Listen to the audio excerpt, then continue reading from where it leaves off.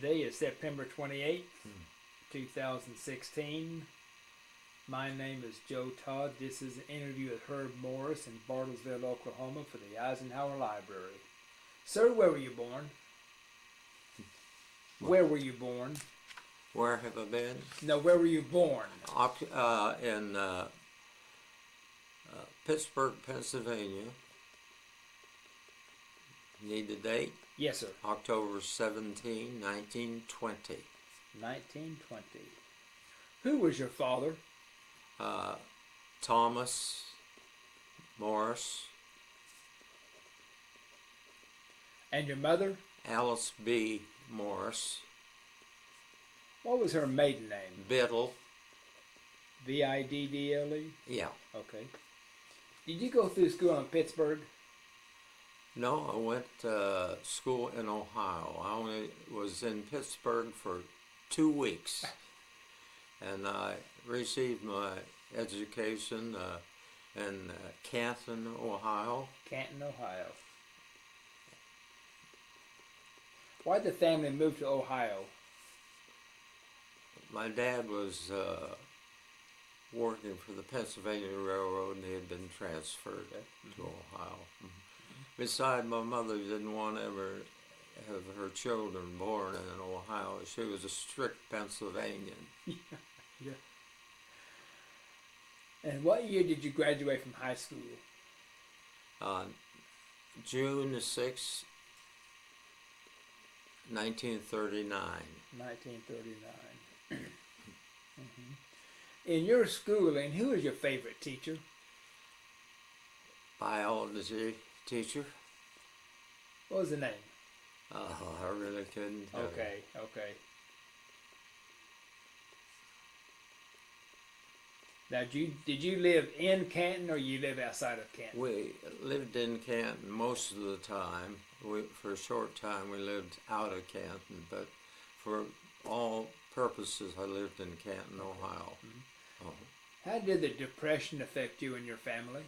Well, my father died when I was 3 years old, and my mother did go to work and raise the children. And at the time of the Depression, most people had no money, zero. And we really, as a young kid, you didn't know you're being depressed because everyone else was in the same situation as you were. But she was able to raise her children, and we were fed and clothed and reasonably happy. And I had a couple brothers that I really enjoyed being with. My one, who was Robert Lewis, was in W2 as a tank driver with Patton, old blood and guts, and he and I were very, very close. In high school, what did you do for recreation? McKinley was great in football. Is this the school you attended, McKinley School? McKinley High School, yes. And they had all kinds of sports. They had swimming, they had basketball, volleyball, everything. Fact is, I have my manual in there on it that covers the whole thing. When I graduated in 39, there was 1,010 of us graduated. We graduated in 2 different nights because there's so many of us. What sports did you? Were you on the swimming team, basketball team, or No, baseball. baseball? You played which position did you play? Outfield mainly. Outfield. Okay. Have a good team? Yeah, we had a pretty good team. Okay. How often would you go to the movies in Canton? Oh, about maybe a couple times a month, or 2 or 3 times a month, we could go to a movie. Of course, in the movies they had the color cartoon and News of the World. Right. Paramount News. Yes. Did they show what was going on in China? You know, Japan had invaded China. Not very much. Okay. Not very much at all. It was more on the radio news broadcast than it was on that. Okay. Were you aware of the rise of Hitler in Germany? Yes, I am. Well, what do you think of this? What Hitler was doing? I didn't like the man, and I didn't like what he did. But it's hard to say. I mean, it'd been better off in the world if we wouldn't have had him. But because of the millions of people that he put to death for no reason at all, because they weren't purebred Germans in his eyes. That he had no mercy on anyone at all. Yes. When you heard Germany had invaded Poland, September 1st, 1939, what did you think about this? Poland, only defense at that time that I can recall they had was people on horseback mainly. Not much mechanical, very few if any aircraft. It was very easy for Germany to invade Poland. They had the equipment and they had the desire to do it. In this country, they had a program called Bundles for Britain, where school kids would collect school items. Yeah. Did you take part in this program? A little bit in our neighborhood, yes, at our school. Okay. Our grade school on Fairmont Boulevard, 1 through 8, they participated in stuff like that. What did you do after high school? What did you do after high school? Well, I was able to get a job at a defense plant, and it was Westinghouse. They were building things for the Navy, various objects. And prior to that, though, I had applied for cadet training in the Air Force. And I went up to Cleveland, Ohio, and took a physical and mental and passed. And they swore us in and said, now they cannot draft you. So I got this job, and in the evenings, I'd go to the night school studying accounting. And until finally I got the little letter, we need you. So when did you join the cadets? Do you recall the date? I've got it in there, but it would have been, let's see,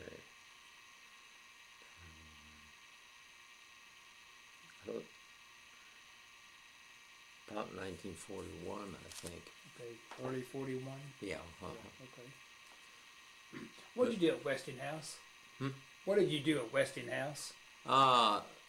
Just clerical work, stuff like that. Nothing secretive or anything like that. So what type of training did you have with the cadets?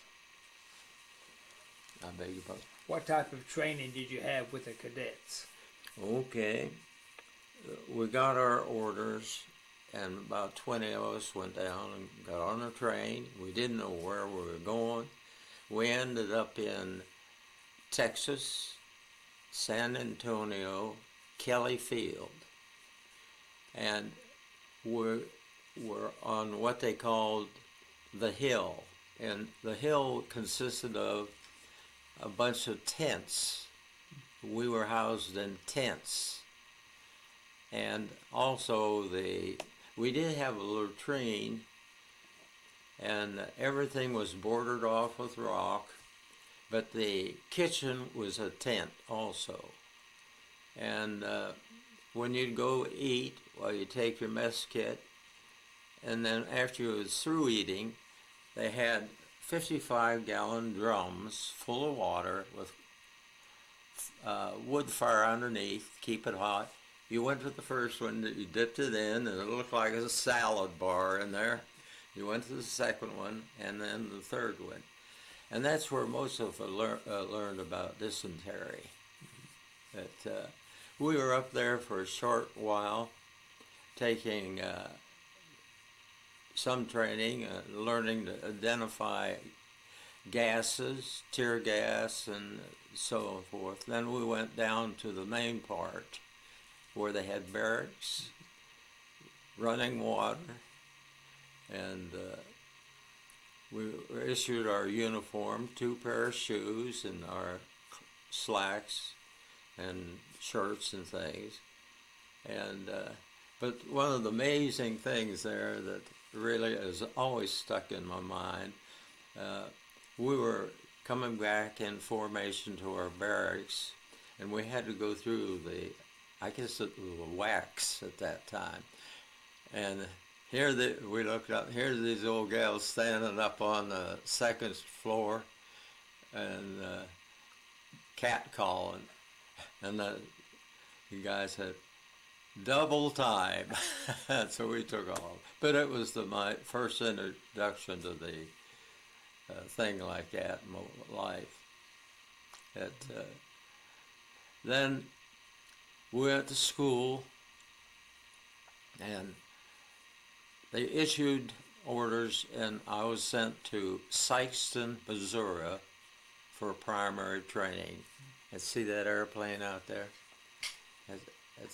Yes. It's a PT-19 built by Fairchild, and that's the one that I had the 60-some hours in. Now, did you fly in San Antonio? Did you fly in San Antonio?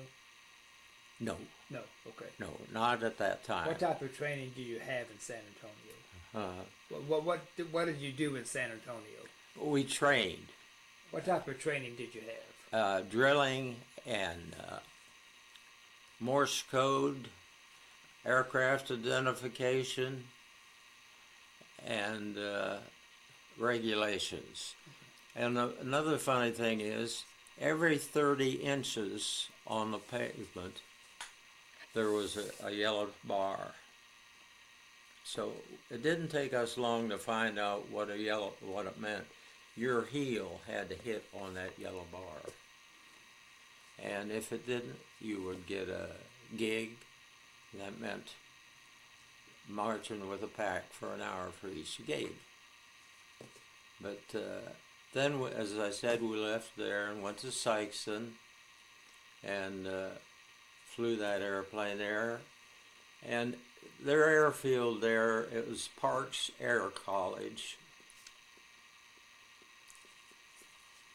And their airfield for takeoffs was just like the British. In other words, it was a big opening, maybe 2 or 3 will take off at the same time. And we would fly in the morning one day and then have school and PT in the afternoon. Here again, it was engineering on the aircraft, Morse code, and regulations. And then the next day, you'd fly in the afternoon and reverse the procedure.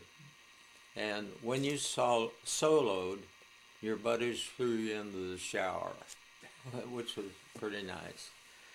And how many hours did you have before you soloed? I'd say about 10 or 12. Okay. That airplane is a very forgiving aircraft. It's very well built, even though the wings were plywood. It would do everything, spins and things like that, no problem. And periodically, after you were soloed, you had to go up and do air work, practice. And then first thing you know, here comes a military flight instructor, give you a check ride. And they gave you a pretty good check ride, but that was the first time I come across a PT-19 that had a canopy on it, and that made things a little different. We had no radio communications between the pilot and the student, but what they had was what they called a gas port. All it was a tube, and it went from the back where the instructor was, and he talked into a funnel, and it come up to your ears, and that's how you didn't communicate with him, he communicated with you. Mm-hmm. And it was kind of crude, but it worked. This is your instructor pilot at Sykeston? Hmm? This is the instructor pilot? Licensed, yeah. Yeah, was this at Sykeston? Yes, yeah. And he was the instructor pilot? We had 3 or 4 of them. Okay. Here again, I got a book of them all in. Yeah. But Tell me about your instructor pilots. Hmm? Tell me about your instructor pilots. He was civilian. Our instructors were all civilian. Mm-hmm. And he was very nice, very calm, and I really liked him. He was a good one. And I remember the first aerobatic I did was, if you want to call it that, was a spin. I had never done anything like that. And all of a sudden I'm looking down there and the Earth's going around. Really, the Earth isn't, I'm going around, but the feeling was that the Earth was going around. But as I say, he was well trained, he knew what he was doing, and we had a washout percentage of 30%.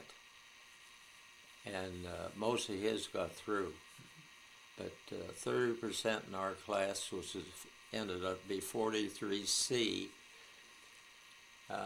washed out. And they went from there to, some of them went to bombardier school, some went to navigators, and some just went to foot soldiers. Mm-hmm.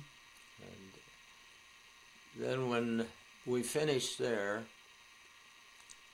they sent us to basic training. Now this is a change.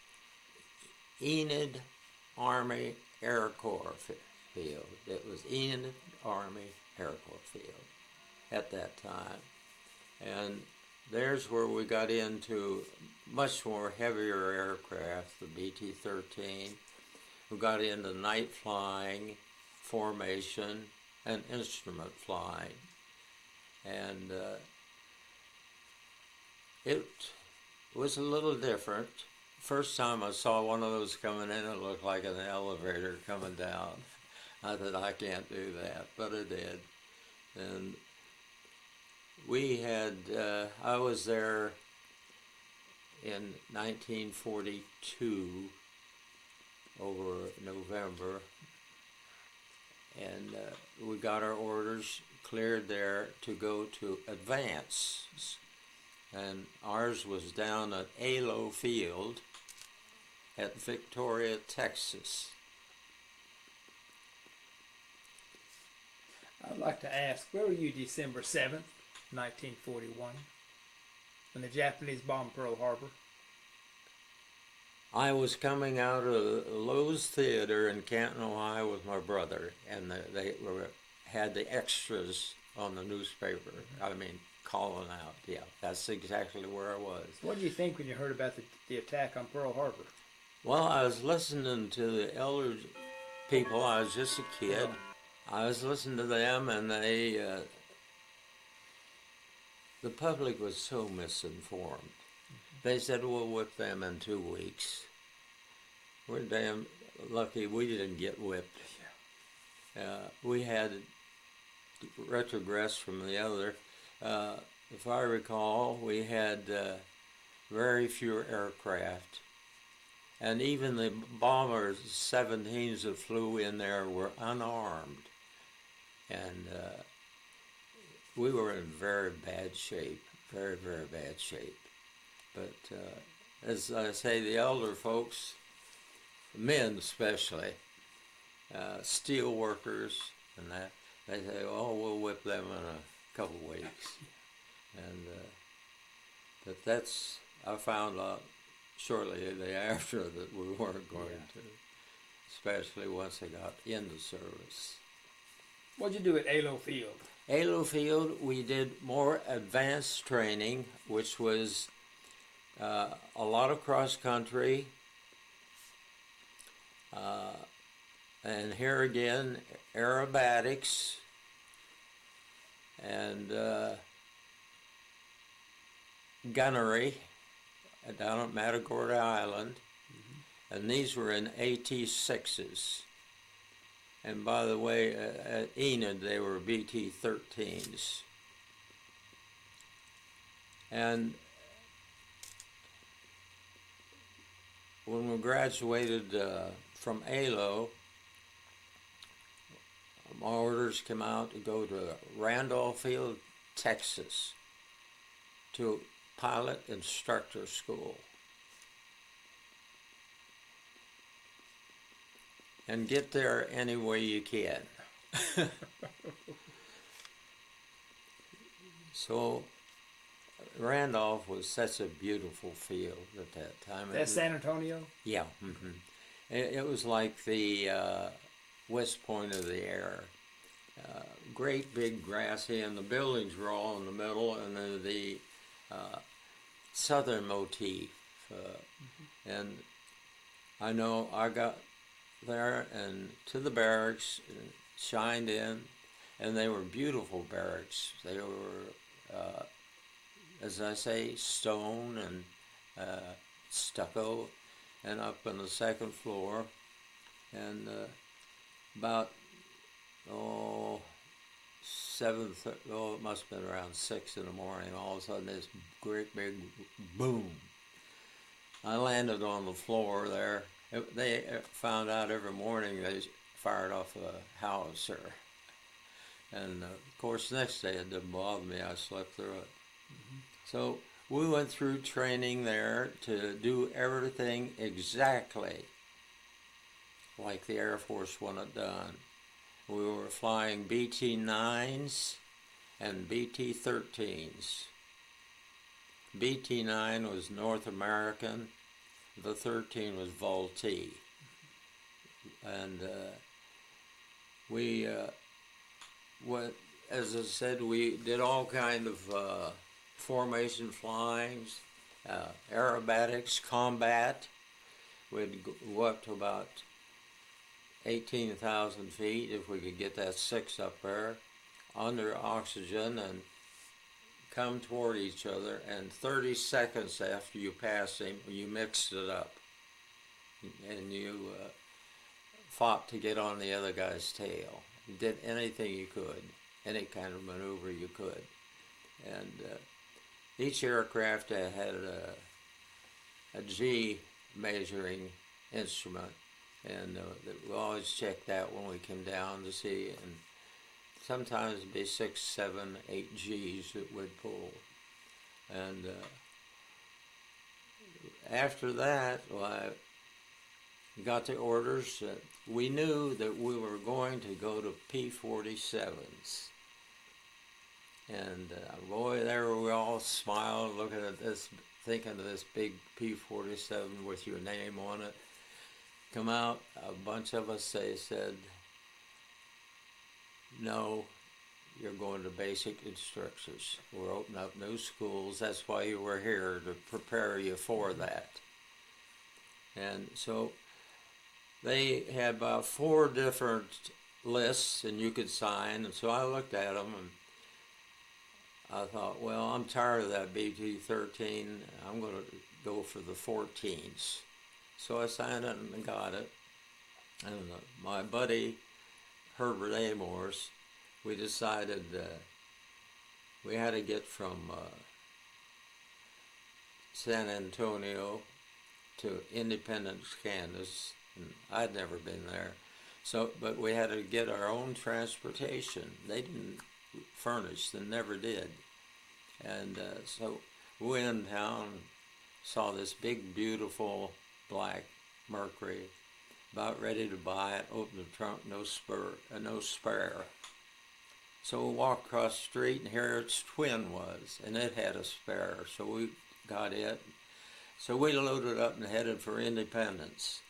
We were coming up 75, and it was raining.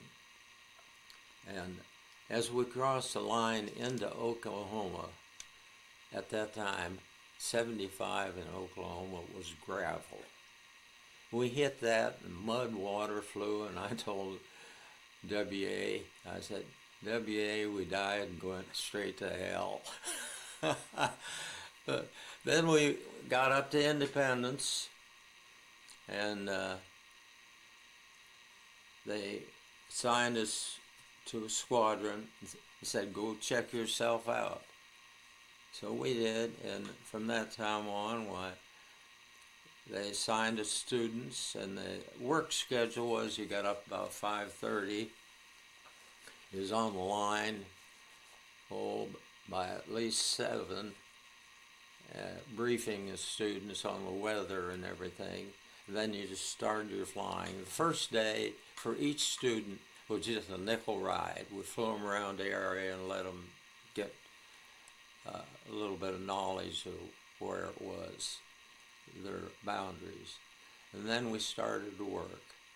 First thing, you start shooting some landings. So you know if you get it up, you got to get it down. And the 14 was North American. It was the pre-runner of the T6. And it was a little bit high center of gravity, and you had to watch it because it'd like to ground loop on you if it could. But basically, that's what it was. We taught them transition, and in the transition here again we had formation, flying, both daylight and cloud flying in formation. And then we had the aerobatics, and then we had instrument training. So as you moved them along, basically, if you flew at night, in the morning, you were, in the afternoon, we had PT and meetings and everything they want us to do, and then you'd fly at night. But then the next day, you wouldn't fly in the morning, you'd fly in the afternoon. They'd give you a break. But we had a wonderful record up there. To my knowledge, we only had one death. Yeah. I mean, 2 deaths. And a guy was flying a washout student, and they were shooting a landing, and they spun in on approach going into Coffeyville Airport. At that time, it was an auxiliary. But we had Colonel Montgomery was the head. He was a West Pointer, and Lister, Colonel Lister, he was a West Pointer. And so time went on, and of course, after a while, on the weekends, if we were caught up, we'd just take off and go someplace. That is until I met my wife, and then I'd stay around a little longer. But we'd take cross countries and leave. And then finally it all came to an end. And I got my orders to go to Del Rio, Texas, to B-26, the Marauder, known as the Widowmaker. And I don't know whether you want me to say this or not, but the flying prostitute, because she had no visible means of support, the stubby wings. I had no problem with that aircraft. A lot of people did. The main fact is the last one that they rebuilt up in Ohio killed the crew, civilians. And this was the B-26. B-26, Martin Marauder. Yes. And it was a good airplane as long as you watched what he was doing. But you couldn't just sit there and dream, because it had two problems, was it had electric props, and you had to watch them one take off, because occasionally one of them would run away, and you had to co-pilot, that was his business to adjust that. And another thing was the oil would heat or congeal, and you had to keep opening and closing the shutters to keep it within range. But outside of that, it was a good airplane. And it's the only one. I've got a certificate of completion in here. Would you like to see it when we get through? Sure. I don't want to bore you. But then I went to B-17s at Sebring, Florida, and went through the transition and flew those and did all the transition, and then for some unknown reason they sent me back to Randolph Field, and the description is to fly as needed. Well, they were flying 29s, and we would check in, and whatever they scheduled us for, we'd do, like maybe if we were in an aircraft someplace. But another thing that we did that was different, these crews needed refreshing on their instrument flying. And so they said, uh-oh. So many times I would be called up to take one of them up, put them under the hood, and let them practice. But coming in, you know, when you fly an airplane like a T-6 that maybe you're approaching 90 mile an hour, at that time it was not in knots, it was in miles, and you're flying in between B-2, B-29s and maybe coming 140 or whatever it was. You had to get, you didn't do any of your pre-landing till you turned on approach, such as dropping the gear and flaps, set her down and get off the runway. But finally, when that ended, they decided to send me to Maxwell Field to B-29 training. Where's Maxwell Field? Alabama. It's at Selma, not at Selma, but yes, it's in Alabama. And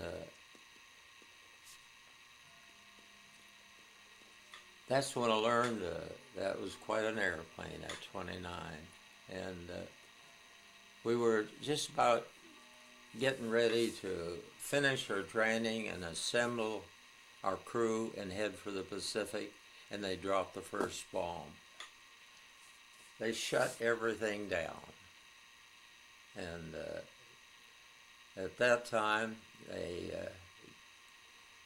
I stayed there a while, did some flying, but they sent me to Lowry Field, Colorado, or Buckley was part of it. Buckley at Colorado.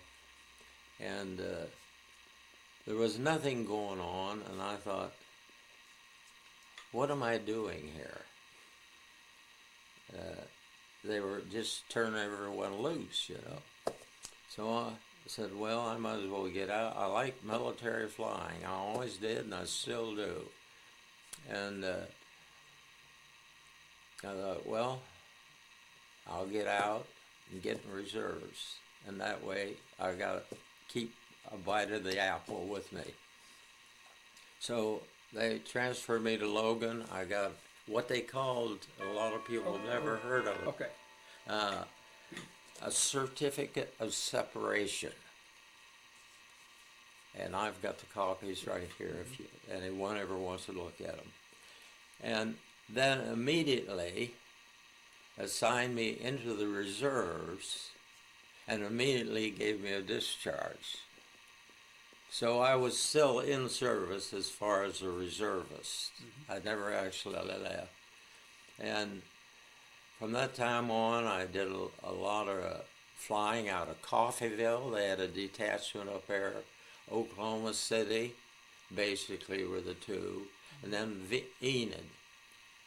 And over at Enid, we did a lot of flying and in the 25 and T-28 also.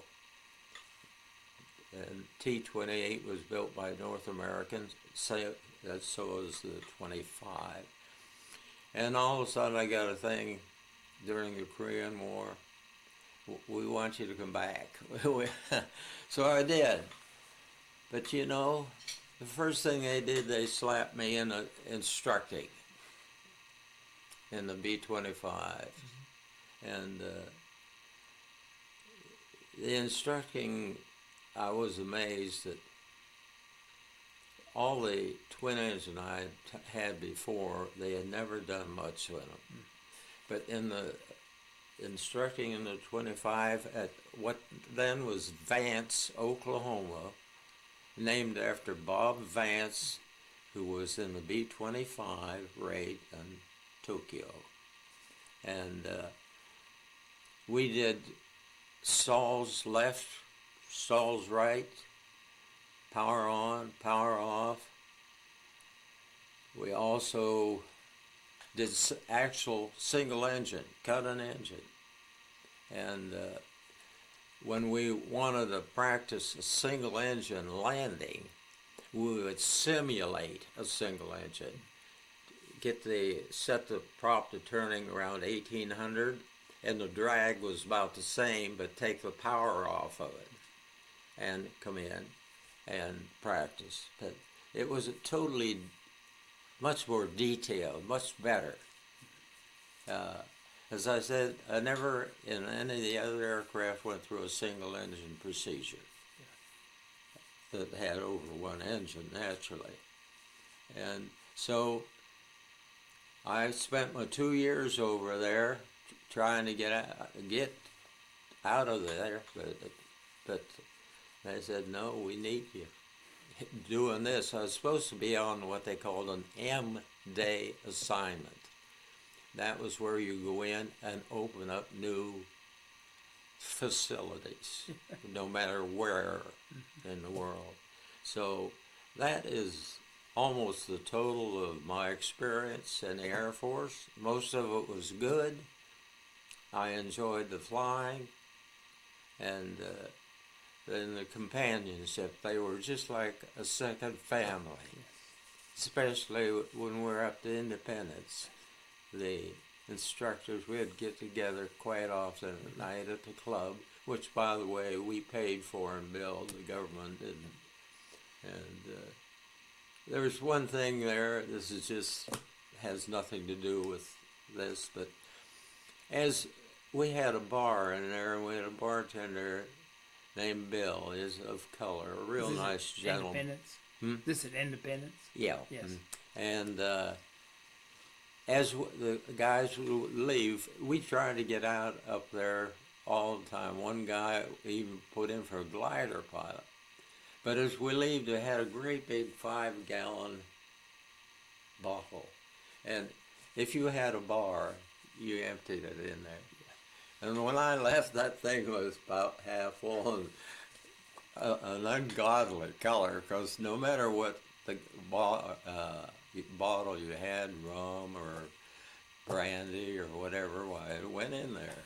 It was just a little tradition that we had. How many hours did you wind up with? How many flying hours? I think as we figure there is 10,905. 10,000 hours. No, I'll take it back. 12,000. 12,000. 12,000. 12,905 hours. Uh-huh. In all of your instructing, does any cadet stand out in your memory? Yes, I had some that were exceptionally. I had, over at Enid, I had my first black student. he was treated just like the others. I mean, he was. By the way, over at Enid, they were no longer cadets. They were graduates from the university, Air Force University. They were second lieutenants, and that was the main difference. But I had some exceptionally good ones, and some that I had to work with a little harder. I know there was one who could not do a slow roll, and I can remember leaving Independence, do a slow roll. I'd do it. I said, "Now feel. Put your hands on the control. Do one to the right, do one to the left." I said, "Now you do it." We did slow rolls from Independence to Bartlesville, and Bartlesville to Independence. But he got so he could do it. Yeah. He couldn't hold the nose on the horizon. Mm-hmm. And yeah, it's I got some there's something I want to show you about the independent when we're through, and I think I'm about through. Are you? Okay. Do you have any more questions? How did you travel between all these fields that you were stationed? We had to furnish our own transportation. So we had to either find, we found the simplest solution was go by a car. And that's the best way we could do it. Because down in Alo, Texas, I don't know whether you could even got out of there on anything, except a bus maybe. Maybe not, and that's how we did. We did, and by the way, we furnished our own uniforms too. They were not furnished, and I forgot my uniforms in there. And the one that I like the best is a beautiful silver tan one, and most people don't even know about them. When did you get your commission? When? When? It would be March of 1943. And that's about it. Okay. I mean, as you see, I've got the documents. Anyone wants to question it, they can look at them. Mm-hmm. And now, how long would you stay at each of these fields where you were instructing? I stayed 2 years at Independence and 2 years at Vance, and maybe 6 months maybe at the others. Okay. I'd say. Okay. San Antonio was a little longer because we were, as I said, we did not know. We were just on call now every day. Were you informed how the war was progressing? Yes, in a way, yes. Mm-hmm. And here again, a lot of it was on Pathé News. A lot of it was on newspaper that the government put out. A writer for the government, and yes, we were pretty well informed. Mm-hmm. Mm-hmm. How tight was security at these fields? Very tight. Okay. At that time, yeah, they were very, very tight. How'd you get in and out of the fields? Get in and out? Yes. Did you have to show an ID or whatever to get in? Yes, you had to show an ID, and you had to have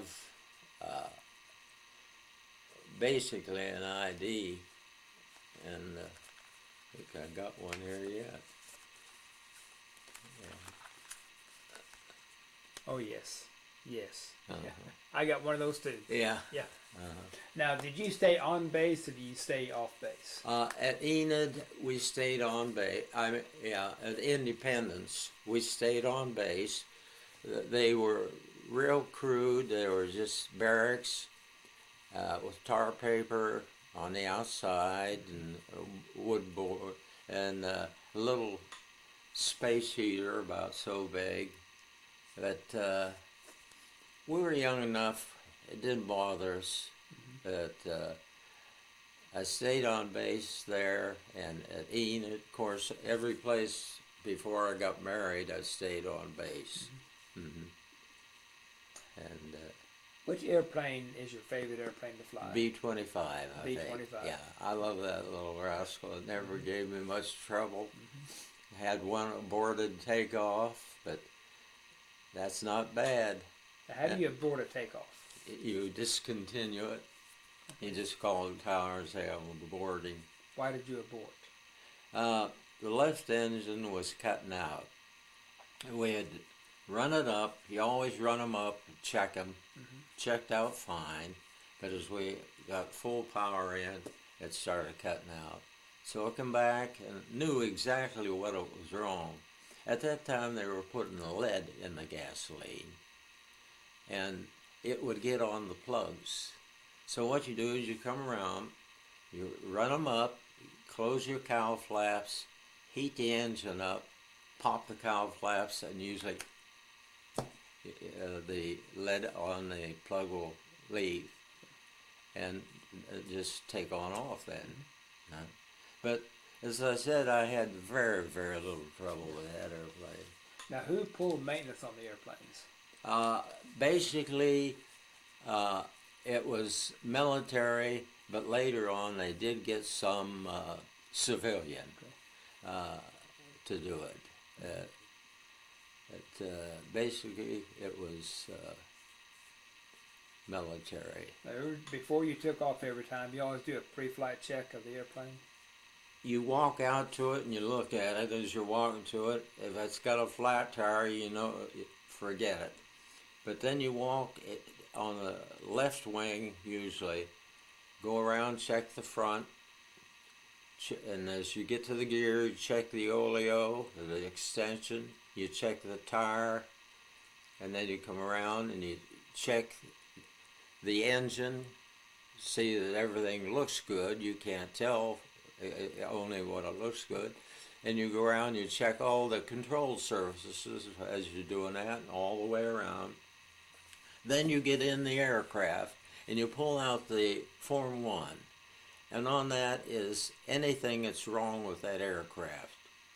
A lot of them could be flown on what they call the black line, and we did. But if it was red line, no, it was critical, and that's the first thing you did when you get in.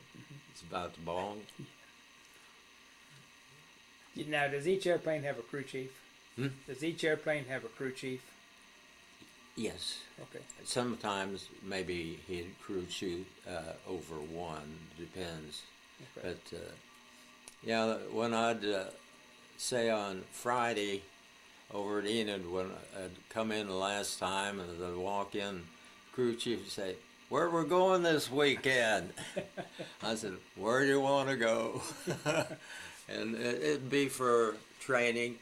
See, we had to meet all requirements of the people on active duty, even when we were just going in as reserves on the weekend.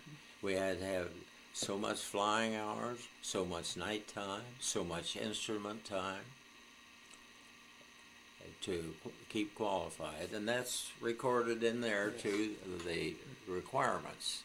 And but as I said, I like the 17, but it was a little cumbersome, but it was built pretty well. Yeah. Mm-hmm. Now, did you train cadets on the weekends also? Did you have weekends off?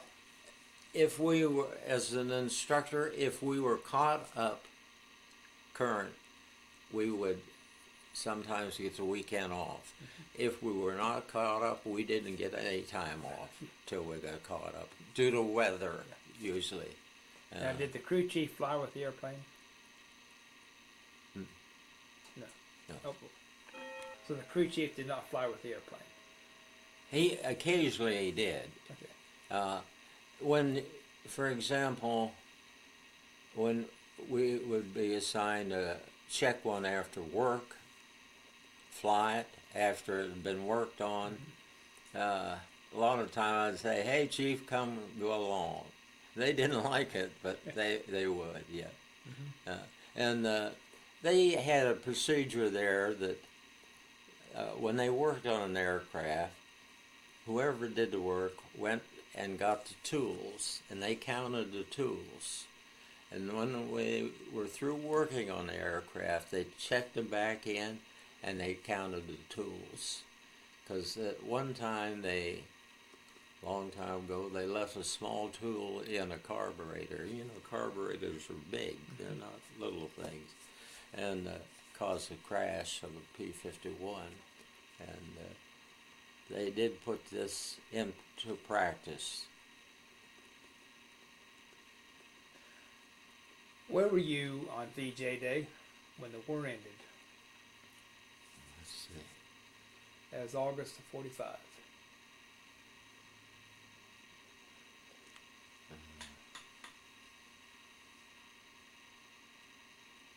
Montgomery, Alabama.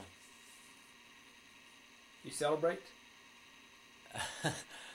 Not really. I was just trying to find a place to stay. They were really celebrating, and everything was taken up, and so I finally got on the base and got housing. Now, what were you doing down in Montgomery? Yeah. Why were you in Montgomery? No, why were you there in Montgomery? Just I think that was when we were finishing up our 29 training. Okay. And I'm trying to get the date exactly right. But I know one thing, they were really partying. Yeah. And you couldn't blame them. And when did you come to Bartlesville? 46 about. And why'd you come here? Well, that's a long story, a boring story. When I was up in Independence, on the weekends when we got off, if we didn't want to leave, there was nothing to do. So one time, Bill Newts, a friend of mine, and Pete Corn, we buddied together. We'd decided to come down to Bartlesville. And a friend of mine, Rudy Rasmussen, and Henry Wright had married girls from Bartlesville, and we decided to come down. And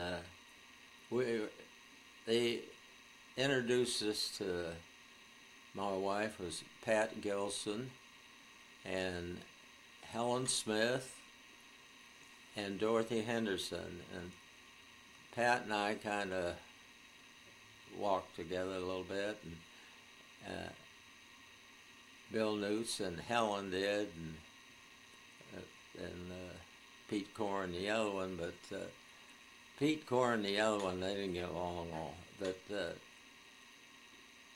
they said they were on their way home. There was no transportation between Bartlesville and Dewey, and they were calling to have their aunt come pick them up. And so we said, well, if you're not afraid or anything, we're going back to Independence. We'll drop you off, which we did. And that's how I found out where she lived. And that's when we got out, we decided whether to go to Ohio to live or here. And when did you marry? When did you get married? 1944. And what's your wife's name? Huh? What's your wife's name? Patricia Sue Gilson.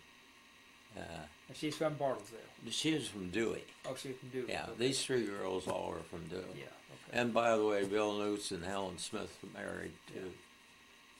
Yeah. So, who did you work for Phillips here in Bartlesville? Yeah, I worked for Phillips for a while. Which department were you in? Accounting, PG. At that time, it was PG accounting. I don't know what it is now. Things changed so much. Do you do any flying for Phillips? No. They when I went to work for them, they offered to get me a job with Braniff if I wanted it, and I said no.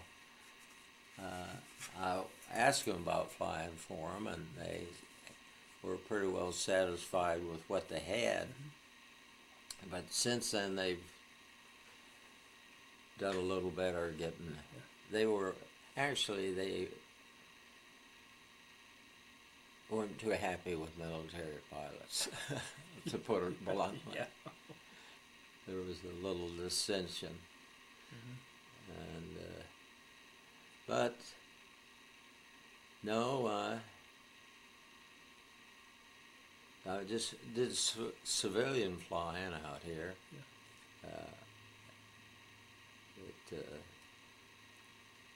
I used to like to go out there, and my wife didn't do too well flying, so I just flew her at night, and it worked out real well.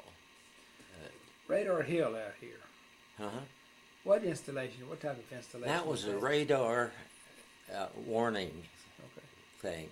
We used to, when I was over at Enid, we used to run practice runs on them. Come down the valley, and try. If we could get low enough, we could get up to them. But otherwise, they could pick us up, and we just work problems with them now and then, and it gave them practice and gave us practice too. But, would you join the Air Force again? if I was young enough, yes. Okay. Yes, if I had the capability, I can see such a big advance in outer space coming in. I always wanted to be able to get into something like that, but the age limit caught up. But yeah, I would definitely. I'd like to do a word association. I'll give you some words and you give me your reaction. The first one is Adolf Hitler. Adolf Hitler. It'd been better if he'd never been born. Pilot training. Essential.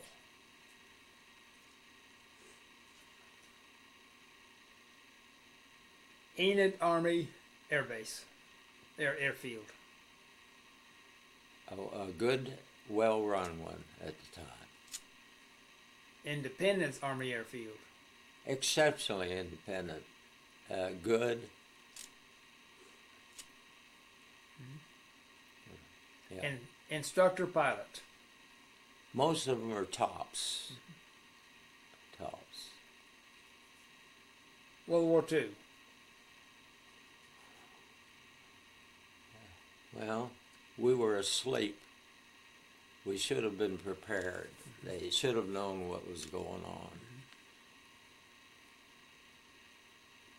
Hap Arnold.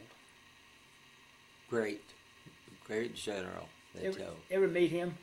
No, I never did, but I read a lot about him and saw a lot of movies where they interviewed top man. Franklin Roosevelt. He was good for the people, I guess, trying to get them out of the Depression, and he did some good work, yes. Harry Truman. Harry Truman was how should I put it? Maybe a gem in the raw or something like that. He was a little different, real brusque. Dwight Eisenhower. Liked him very much. How do you want to be remembered? As just a good, normal citizen.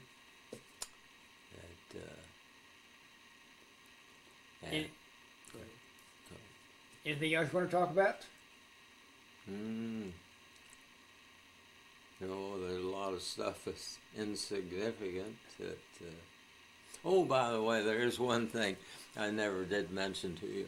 When we was up to Independence, we were allowed to take our wives up 30 minutes for a period of time where you could combine. And I took mine up for an hour in an Air Force plane. Did you like it? Yeah, she was a little bit She liked it, but she was a person that get nauseous when she flew, and when she was in the back seat of a car riding. But, and Bill Newt, he took his wife up at the same time. Yeah, but that's something I don't think they do now. Yeah. What's your most vivid memory of your time in the Army Air Corps?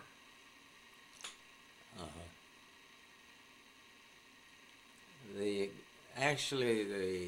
camaraderie with the other people, especially the other fellow instructors, we're just like a second family. And I know for the married ones, when I was single, if their kids were having a program up at Independence, I'd take over their night flying for them.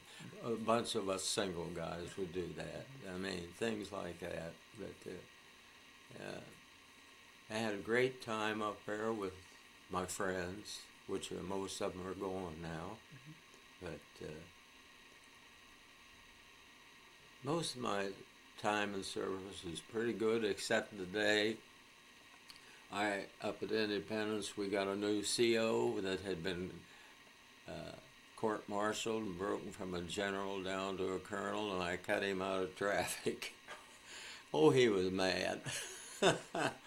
But we were a training school. You keep the pattern in. I didn't know it was the old goat there. But Well, what'd you cut him out? well, when I say cut him out, he had to go around traffic. He couldn't land. Okay. I cut in front of him, Okay. brought the pattern in, and he was really, I was sure glad there was a major between us. Knew how to handle him. Probably my report on me wasn't too good that year. Did you know Dr. Amon here in town? Oh, yes. He and I visited a lot. Yeah. Dr. Amon had quit flying, and I went to him for my civilian certificates. And I talked him into going back flying again. Yeah. And he did for a while, but I liked him. And it's too bad that he wasn't in the country when he had his heart problem that causes his death. He might have survived. Well, sir, this is an excellent interview. This is an excellent interview. Yeah, well, thank you. I want to thank you for your service and thank you for the interview. Well, thank you. And I want to show you a few things. You got a few minutes? Yeah, I'll hold on. And again, this is September 28th, 2016. My name is Joe Todd. This has been an interview with Herb Morris in Bartlesville, Oklahoma for the Eisenhower Library. Thank you. Thank you. There.